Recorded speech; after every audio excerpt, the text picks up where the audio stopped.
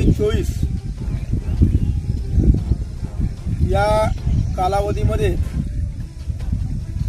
नाशिक, नगर, बीड या भागामध्ये पाऊस पडला आणि त्या पावसाचा पूर गोदावरी नदीला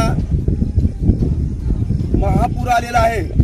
तळगाव तालुका, पूर्णा जिल्हा परभणी हे गाव गोदावरी नदीच्या काठावर आहे।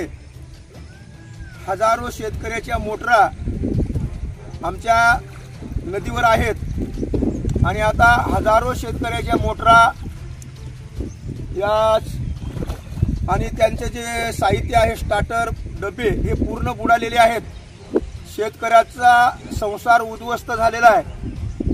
आधीच अतिवृष्टी, ढगफुटीनं शेतकऱ्याचे सोयाबीन, कापूस आणि इतर पिकं हे पूर्ण गेलेले आहेत ढगफुटीमुळे। शासनाने त्याचे पंचनामे केले नाहीत, कुठल्या प्रकारची मदत केलेली नाही, कुठला शासनाचा माणूस सुद्धा आलेला नाही। मग आता जायकवाडीचं पाणी सोडून आमच्या शेतकऱ्याच्या हजारो रुपयाची नुकसान केलेली आहे आणि आता हे आमचे शेतकरी आहेत, त्यांचे पूर्ण साहित्य, काही जणांच्या मोटरा वाहून गेलेले आहेत, काही जणांच्या 15-15, 16-16, 20-20 हजाराचे स्टार्टर आहेत, हे सुद्धा पूर्ण भिजलेले आहेत। काही जणांचे स्टार्टर वाहून गेलेले आहेत। तरी हे सरकार, हे प्रशासन निष्काळजी करतंय। आमच्या गावाला कोणी प्रशासनाचा माणूस आलेला नाही।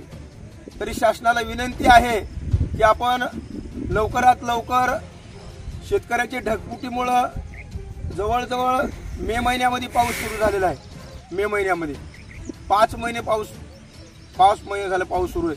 सतत पावसामुळे शेतकऱ्याची शेती उद्ध्वस्त झालेली आहे, आमचे संसार सगळे उद्ध्वस्त झालेले आहेत। पुन्हा आम्हाला पाईपलाईन आहेत, ते ऊस आमचे पूर्ण नष्ट झालेले आहेत। आमच्या काही जणांच्या मोटरा वाहून गेल्या, काही जणांचे स्टार्टर वाहून गेले। तरी सरकार काळजी घेत नाही, निष्काळजीपणा करून आमच्या शेतकऱ्यावर दुर्लक्ष आहे। मी मुख्यमंत्री व उपमुख्यमंत्री दोन यांना सुद्धा विनंती करतो की आपण ह्या शेतकऱ्याची, पूर्ण महाराष्ट्रातल्या, मराठवाड्यातल्या, परभणी जिल्ह्याच्या पूर्णा तालुक्याच्या, कळगावच्या शेतकऱ्याची काळजी घेऊन शेतकऱ्याला भरीव मदत देऊन हजारो रुपयाचे आमचे संसारातलं सामान वाहून गेलेले। तरी विनंती आहे सरकारला